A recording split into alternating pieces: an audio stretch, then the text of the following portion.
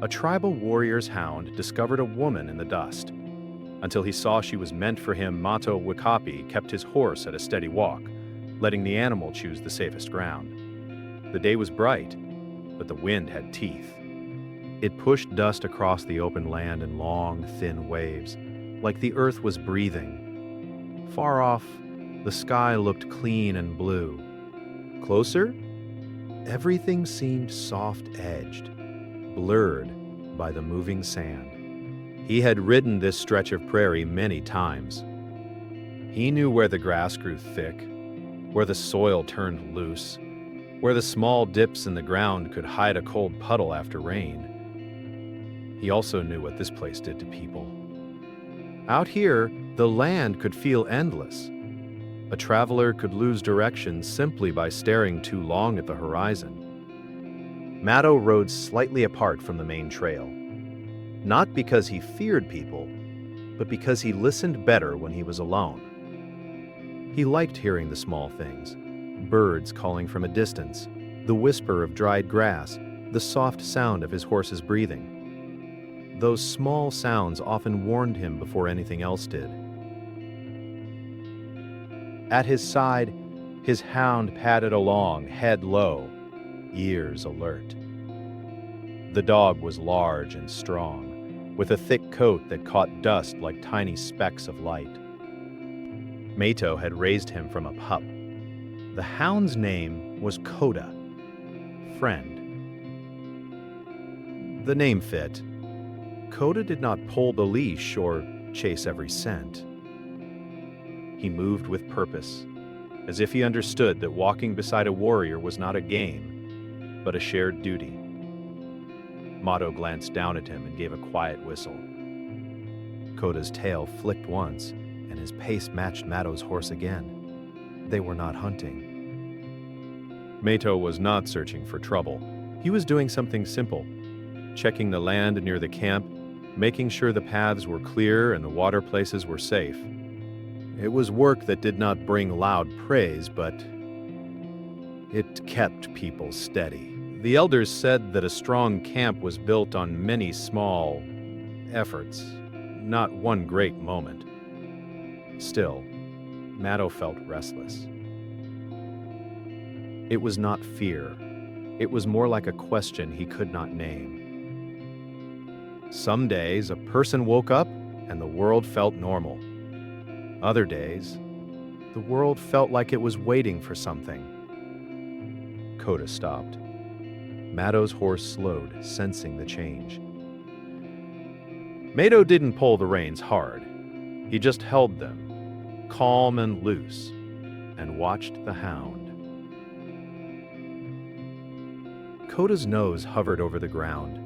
He sniffed once, then twice, then began to move in a slow curve, as if following a line only he could see. His shoulders tensed, his ears angled forward. His tail stayed level, not stiff with fear, but focused. Mato leaned slightly in the saddle. "What is it?" he murmured, though he knew Koda could not answer with words. Koda trotted a few steps, paused, sniffed again, and then, without any warning, broke into a faster run. Mato's eyes narrowed. Koda did not run like that for rabbits. He did not run like that for fun. He ran like that only when something mattered. Mato clicked his tongue and guided his horse after him. Not fast. Fast could be careless in loose sand, but steady, with intent. Dust rose under the horse's hooves. The wind lifted it and carried it sideways. Koda led him away from the faint trail and toward a shallow dip in the ground where the dust gathered. The dip was small, easy to miss unless you were watching closely. It was the kind of place a person could stumble into if they were tired, the kind of place the land could hide. As Mato neared, the air changed. It felt cooler, like shade without a tree. The wind seemed to soften too, as if it was holding its breath. Then Mato saw her. A woman lay in the dust, half sheltered by the dip. Her clothes were worn and travel-stained. Her hair was loose, tangled by wind and time. Her face was dusty, but her features were clear enough that Mato could see she was alive. Her chest rose and fell. Her eyes were open, though unfocused, like she was watching a far place that wasn't here. Lakota stopped at her side and sat down, calm and solid, as if he had been waiting for Mato to arrive before deciding what to do next. Mato slid off his horse and approached slowly. His first instinct was to rush, to lift her, to bring her water, but he held himself back for a heartbeat. Out here, sudden moves could frighten someone already weak, and it was important to see first, to understand.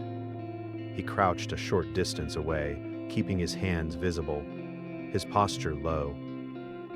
"Can you hear me?" he asked in a quiet voice. The woman blinked. Her gaze shifted slightly, slow as sunrise. For a moment, her eyes met his.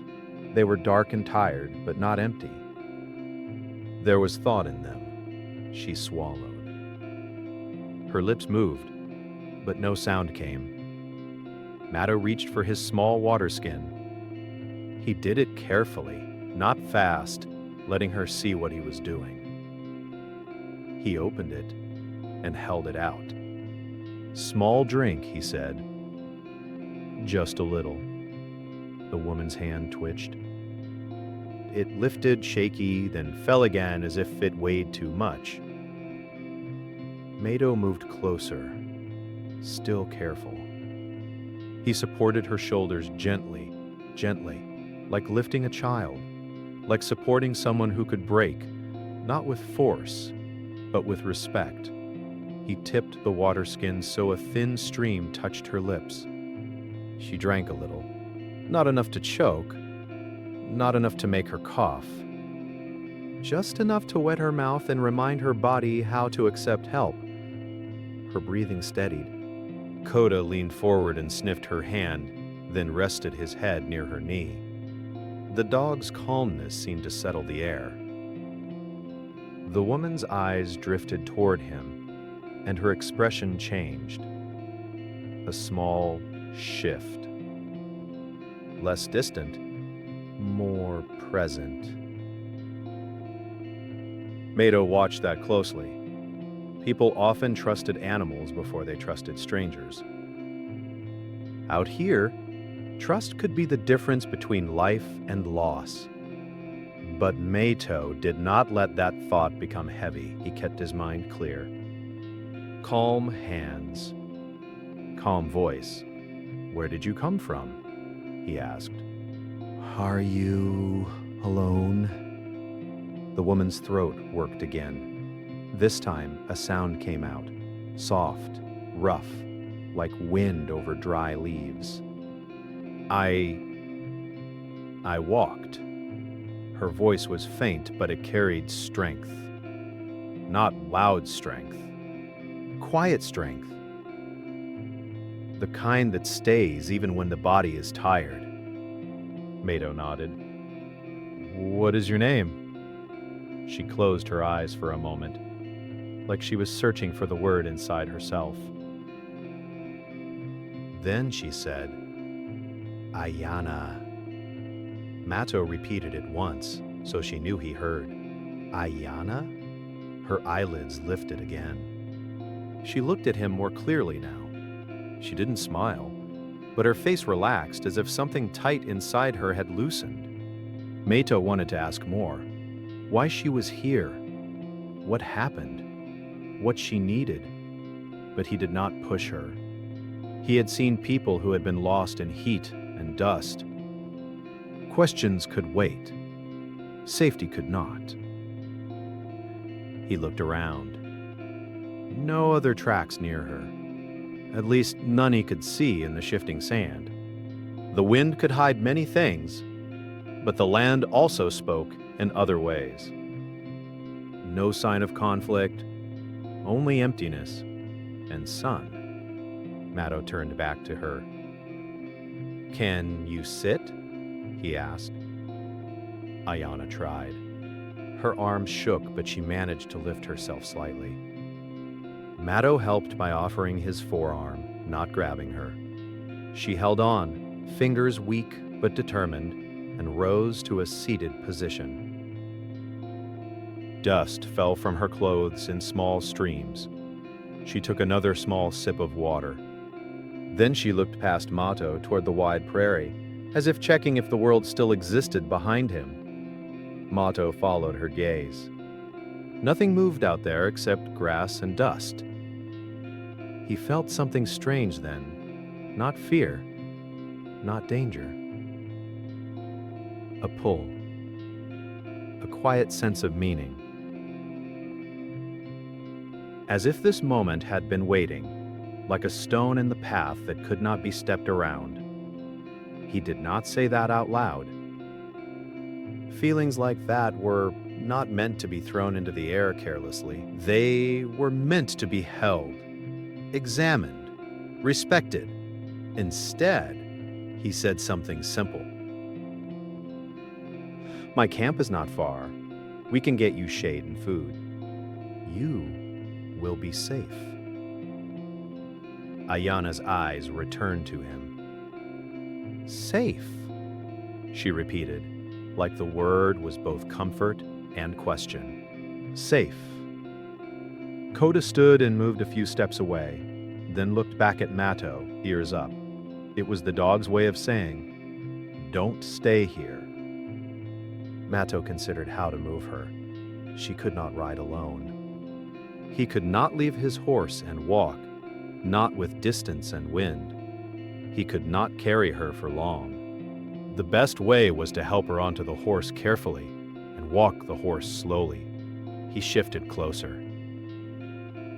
I will help you stand, he said. If anything hurts, you tell me. Ayana swallowed and nodded once. Mato rose first and offered his arm again. She took it. She stood, unsteady at first, then steadier as her feet found the ground. Her knees almost buckled, but Mato supported her without pulling. She took a breath and lifted her chin, stubborn against weakness. Mato noticed a small detail then. Around her neck was a simple cord, and on it hung a small object wrapped in cloth. It looked protected, cared for, like something important. He did not ask about it. Some things were not for strangers' questions. He guided her to his horse. The horse stood calm, trained, patient. Mato spoke softly to it, then helped Ayana place a foot in the stirrup. Step by step, slow and steady, he helped her swing into the saddle. She sat, swaying slightly. Mato adjusted her position so she wouldn't slide. Then he took the reins and began to lead the horse rather than ride it. That way, he could walk beside her and watch her face. Koda moved ahead, not running now, but walking with a confident, guiding pace.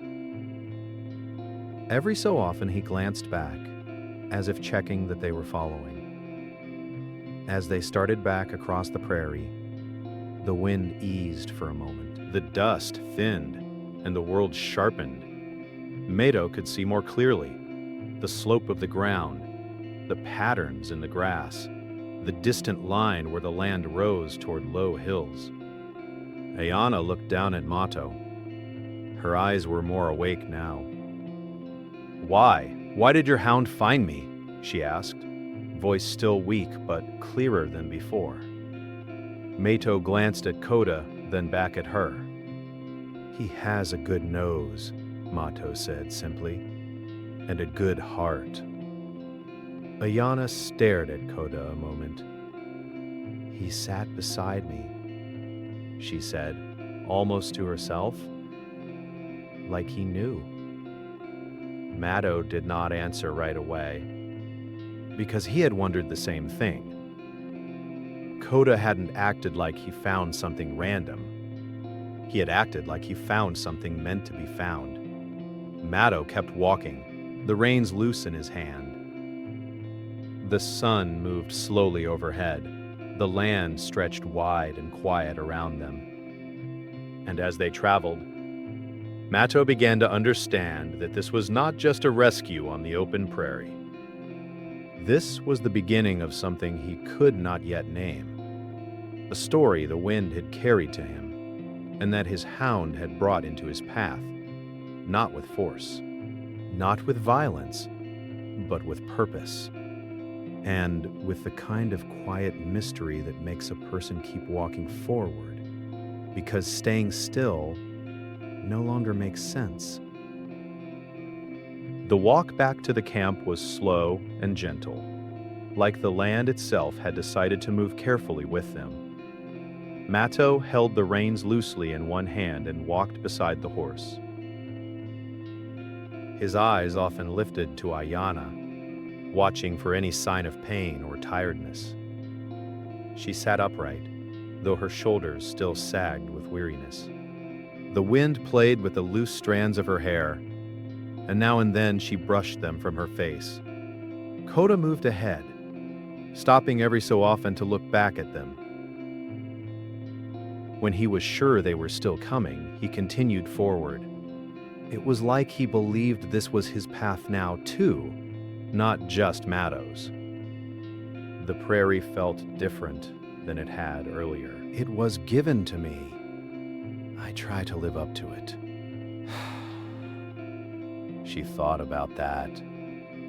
I like that names can be goals, she said, not just labels. They reached a small stream cutting through the land. The water moved quietly, clear and cool. Matto led the horse to the side and stopped. "We rest here," he said. He helped Ayanna down carefully. Her legs shook when her feet touched the ground, but she stayed standing. Matto guided her to a flat stone near the water, and she sat.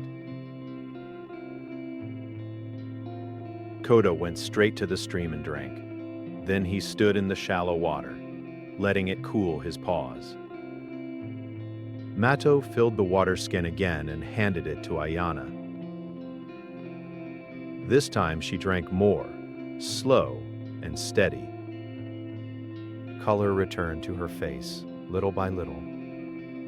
Matto took a small pouch from his bag and gave her a piece of dried food. "It's not much," he said. She took it with both hands.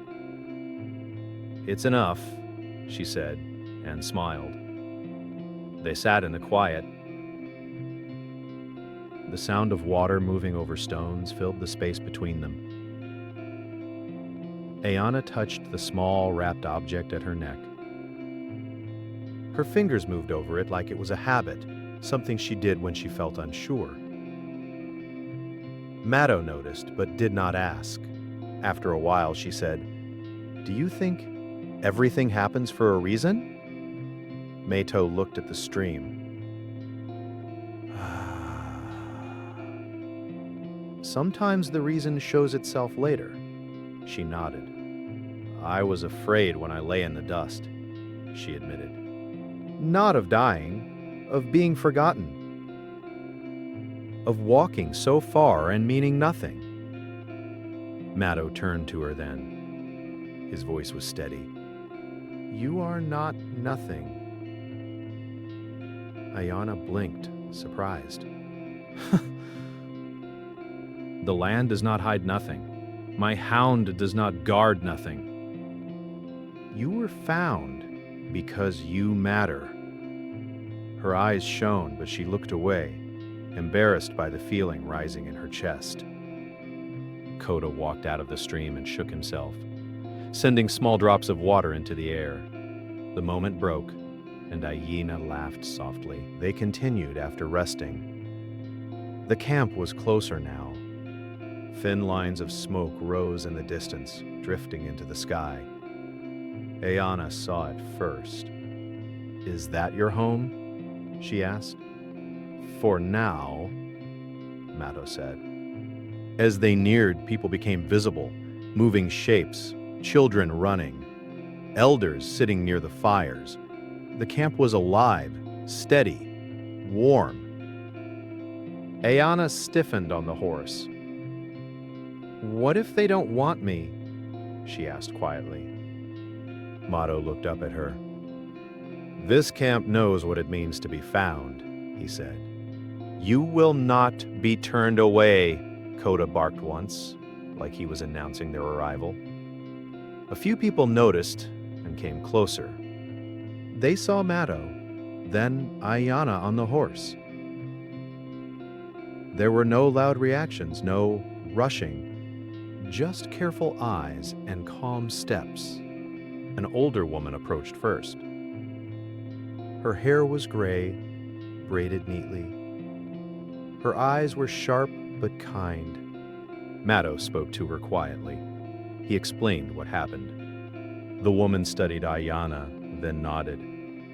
"Come," she said. "You look like someone who has walked too far alone." Ayana slid down from the horse with Matto's help. The woman guided her toward a shaded area near a fire. People brought water, soft food, and a blanket. No one asked hard questions. No one stared too long. They treated her like someone who belonged, even before they knew her story. Matto stood nearby, watching. He didn't feel the need to stay close, but he didn't walk away either. Coda lay down near Ayana's feet, resting his head on his paws. The child tried to touch his ears. Coda allowed it, patient and calm. Ayana looked at the camp, the people, the fires, the movement, the life. Her shoulders relaxed for the first time. She caught Mato's eye across the space. She didn't say anything, but the look she gave him said more than words. Later, as the sun lowered and the sky turned gold, Matto sat near the edge of the camp. He watched the light change on the land. He thought about the morning, about the dust, about Coda stopping, about Ayana lying in the shallow dip like she had been placed there by the world itself. He felt that pull again, not strong, not heavy, just present. Ayana approached quietly and sat beside him, leaving a small space between them. "Thank you," she said, "for not walking past me." Matto looked at the horizon. "I don't think I could have," he said. "Even if I tried."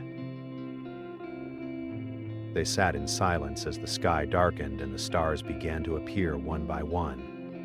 The wind moved through the camp, carrying the smell of fire and earth. Coda lay between them, warm and steady. And in that quiet moment, both Matto and Ayana felt the same thing. Though neither said it out loud, their paths had crossed for a reason, not a loud reason. Not a sudden one, but the kind of reason that grows slowly, like roots in the ground, deep, patient, and strong enough to hold two lives moving forward together. Night came softly to the camp, like a blanket placed gently over the land. The sky turned deep blue, then dark, and stars appeared one by one.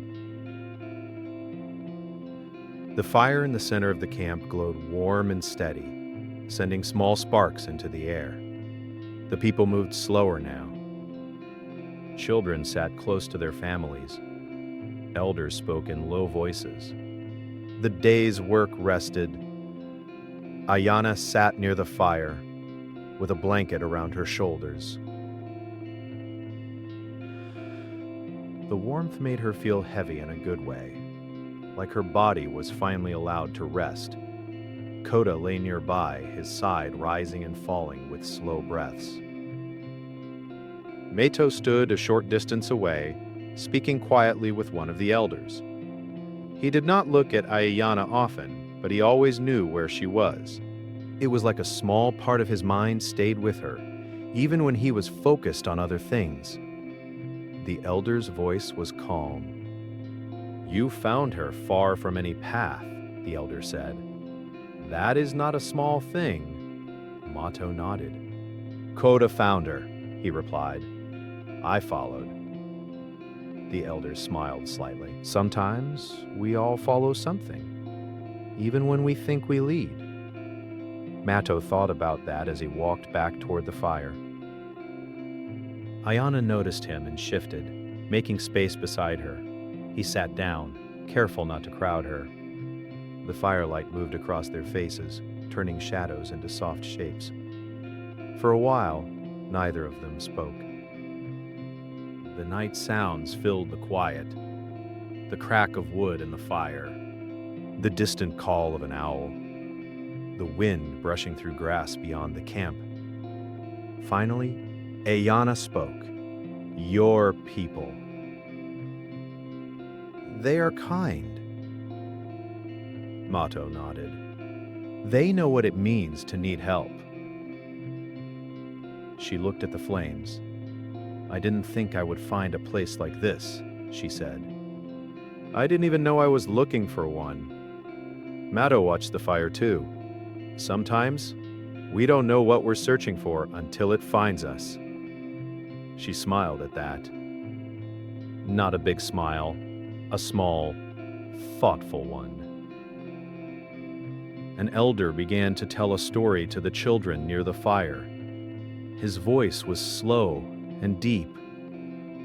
He spoke of stars and how they were once travelers who chose to stay in the sky to guide those who walked at night. Ayana listened closely. Mato noticed her hand move to the wrapped object at her neck again. This time he gently asked, "What is that?" She hesitated. Then she touched the cloth and slowly unwrapped it. Inside was a small, smooth stone. It was pale, almost white, with a thin, dark line running through it like a path. "My mother gave it to me," Ayana said. "She said it would help me remember who I am, even when I forget everything else." Mato studied the stone. "Do you know what it is?" She shook her head. "Just a stone, but it feels important." He nodded. Important things don't always look special. She wrapped it again and placed it back around her neck. The fire burned lower as the night grew deeper. People slowly went to their shelters. The camp became quieter, softer. Mato stood. "You should rest," he said. Ayana nodded. She stood too, but she paused. "Will you walk with me?" she asked. Mato hesitated for only a moment. Then he nodded. They walked to a small shelter made of cloth and wood. It was simple, but clean and warm inside. Ayana stopped at the entrance. "Thank you," she said. "For today, for everything." Mato met her eyes. "You don't owe me," he said. "You were meant to be helped." She smiled again, then stepped inside. Mato walked away, but he didn't go far. He sat near his own shelter and looked up at the stars. Sleep came slowly. Mato dreamed.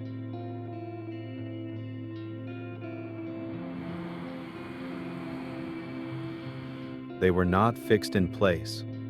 They were not fixed in place. They drifted like slow rivers of light. Lakota stood beside him, silent and still. Ayanna stood a few steps away. She did not look lost. She did not look tired. She looked strong, like the wind could not push her over. Between them was a narrow path made of light. It stretched forward into the sky. Mato tried to speak, but no sound came out. Ayanna lifted the small stone in her hand. The line in it glowed bright and clear, like a road. She placed the stone on the path of light. The stars above shifted, forming a shape, two figures walking side by side. Mato woke up with a sharp breath. The camp was quiet. The fire was low, just glowing coals now. The stars were real again, steady and silent. He sat there for a long time, thinking about the dream. The next morning, the camp woke with the sun. Ayanna stepped outside her shelter, blinking at the light. Kota was already awake, sitting nearby like a guard. Mato approached with a small bowl of food. "You should eat," he said. She took it. "You always think of what I need before I do," she said lightly. Mato shrugged. "It's a habit." They sat together while she ate. After a moment, Ayanna said, "I had a dream." Mato looked up. "So did I?" She raised her eyebrows. "Really?" He nodded. "Tell me yours." She touched the stone at her neck. I was walking on a path made of light. I didn't know where it led, but I wasn't afraid. You were there. And Kota. And the sky felt close, like it was listening. Mato felt a chill. Not cold, but something like awe. He told her his dream too. They sat in silence when he finished. "That feels like more than just a dream," Ayanna said softly. Mato nodded. "It feels like a message." "From who?" she asked. He looked at the land around them. "From everything." The day passed with small tasks. Ayanna helped where she could, carrying light things, offering water, sitting with children, and listening to their stories. She moved carefully, but with purpose. People began to speak to her more, laugh with her, include her in their circle. Mato watched from a distance. He felt something warm in his chest. Not pride, not ownership, just relief, like a piece that didn't fit before was finding its place. Later, an elder approached Mato. "She walks like someone who has found her ground," the elder said. Mato nodded. "I think she has." The elder studied him. "And you?" Mato hesitated. "I think I'm still learning where mine is." The elder smiled. "Good. That means you are still moving." That evening, Ayanna and Mato walked to the edge of the camp. The land stretched out in front of them, wide and open. "I don't know what comes next," Ayanna said. Mato looked at the horizon. "Neither do I." She glanced at him. "Does that scare you?" He thought about it. "No," he said. "It used to, but now it feels like a road, not a cliff." She smiled at that. Kota ran ahead, stopping on a small rise. He looked back at them, tail wagging slowly. Mato and Ayana walked toward him. The wind moved through the grass, soft and steady, and in that moment, both of them felt it again. The quiet pull. Not a command, not a promise, just an invitation to keep walking together, not because they had to, but because they chose to. Morning light touched the camp slowly, like a gentle hand waking the world. The sky was pale gold near the horizon and deep blue above. Birds called from the grass, and thin lines of smoke rose from early fires. The air smelled of warmth and fresh earth. Ayana stood near the edge of the camp, wrapped in her blanket, watching the day begin. The wind moved through her hair, soft and familiar now, not sharp like before. She no longer felt like a stranger standing on borrowed ground. She felt like someone standing at the start of something new. Lakota sat beside her, alert but calm. His ears moved with every sound, but his body stayed relaxed, like he trusted this place.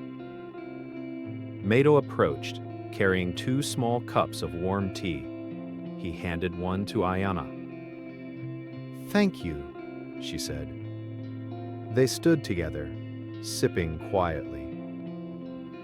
After a moment, Ayana spoke. "I used to think the world was something I had to chase," she said. "Like if I stopped walking, I would disappear." Mato looked at the rising sun. "And now?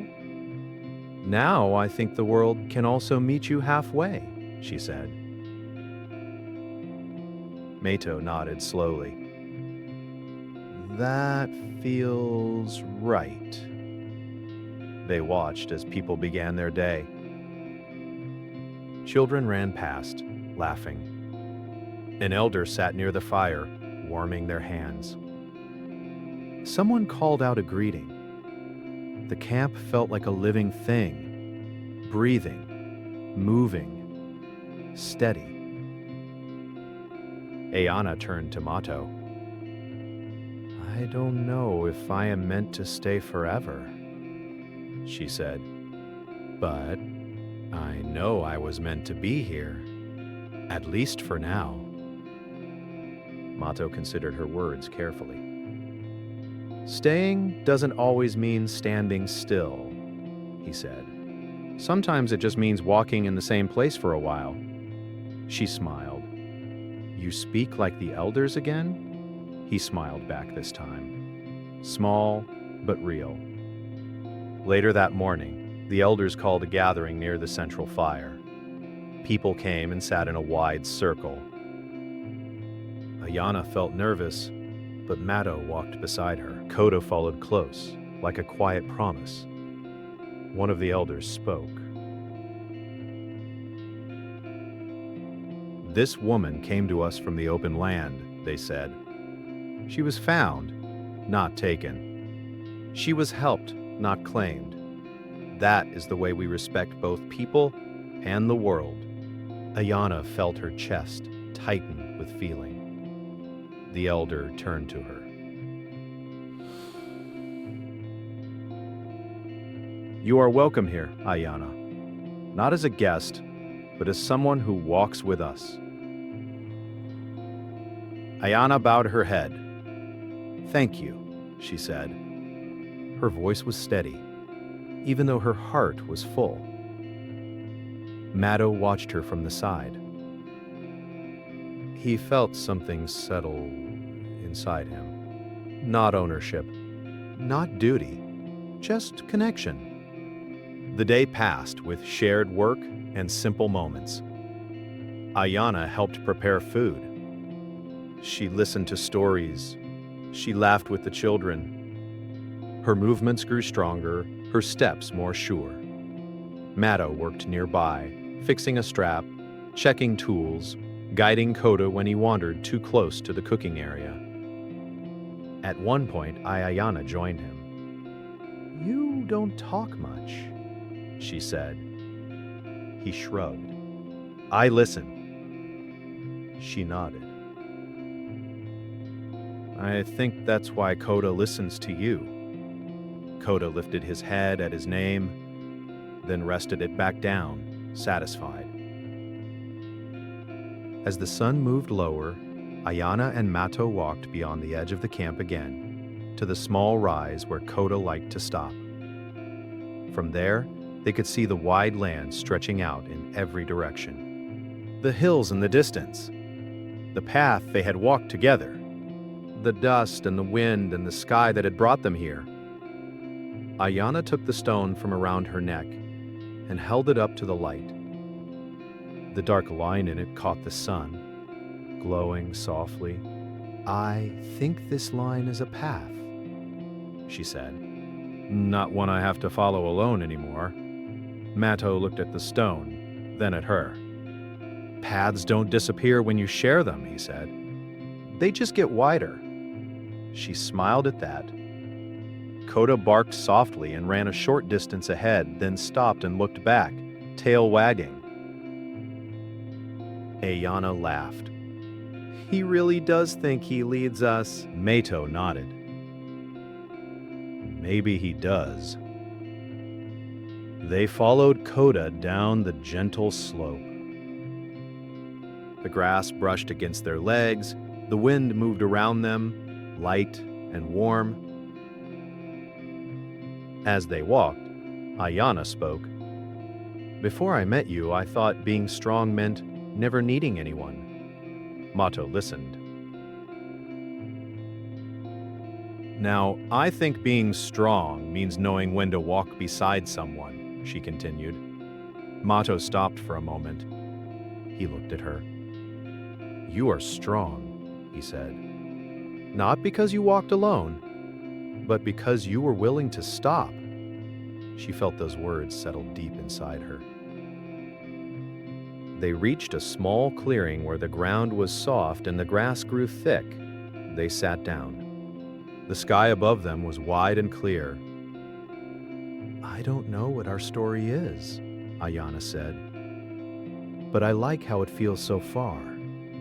Mato thought about the dust, the hound, the path of light in his dream, the quiet pull that still lived in his chest. "I think our story is one we walk," he said, "not one we rush." She nodded. "I can do that." They sat in silence, comfortable, peaceful. As evening came, they returned to the camp. The fires were lit. The smell of food filled the air. People called out greetings. Ayana felt like she belonged to those sounds now. Later that night, as stars filled the sky again, Ayana and Mato sat near the fire. Koda lay between them, warm and steady. The elder who had spoken before came and sat nearby. "The stars are bright tonight," they said.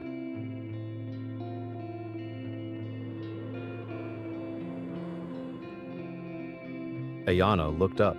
"They look like paths," she said. The elder smiled. "They are, for those who need them."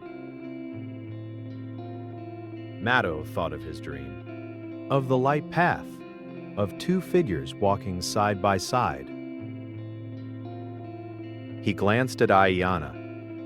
She was looking at the sky, her face calm, her eyes full of quiet hope. In that moment, he understood something simple and deep.